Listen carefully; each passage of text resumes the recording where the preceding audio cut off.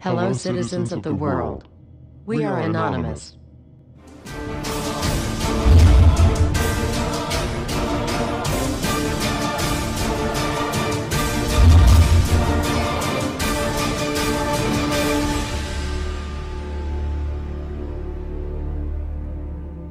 Dear brothers and sisters, now is the time to open your eyes. In a stunning move that has civil libertarians stuttering with disbelief, the U.S. Senate has just passed a bill that effectively ends the Bill of Rights in America. The National Defense Authorization Act is being called the most traitorous act ever witnessed in the Senate, and the language of the bill is cleverly designed to make you think it doesn't apply to Americans. But toward the end of the bill, it essentially says it can apply to Americans if we want it to. Bill summary and status. 112th Congress, 2011 to 2012, S. 1867. Latest title, National Defense Authorization Act 4.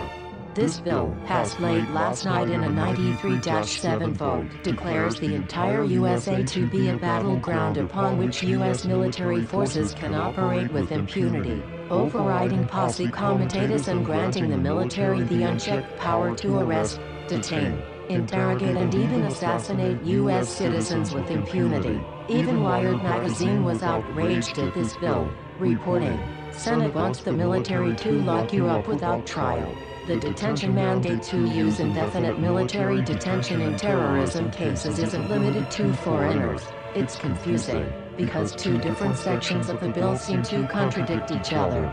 But in the judgment of the University of Texas Robert Chesney, a nonpartisan authority on military detention, U.S. citizens are included in the grant of detention authority. The passage of this law is nothing less than an outright declaration of war against the American people by the military-connected power elite.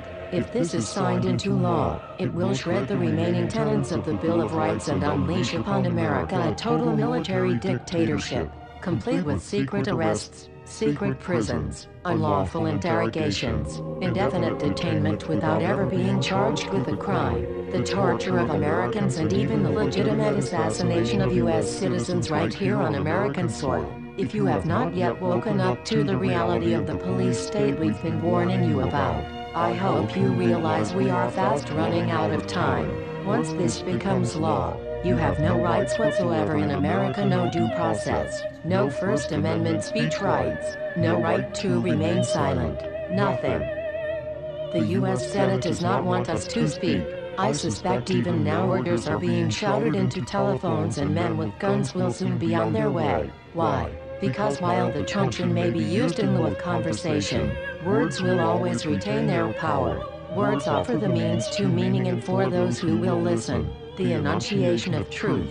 And the truth is, there is something terribly wrong with this country, isn't there? Cruelty and injustice, intolerance and oppression, and where once you had the freedom to object, to think and speak as you saw fit, you now have censors and systems of surveillance coercing your conformity and soliciting your submission.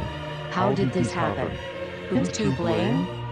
Well, certainly there are those who are more responsible than others, and they will be held accountable. But again, truth be told, if you're looking for the guilty, you need only look into a mirror.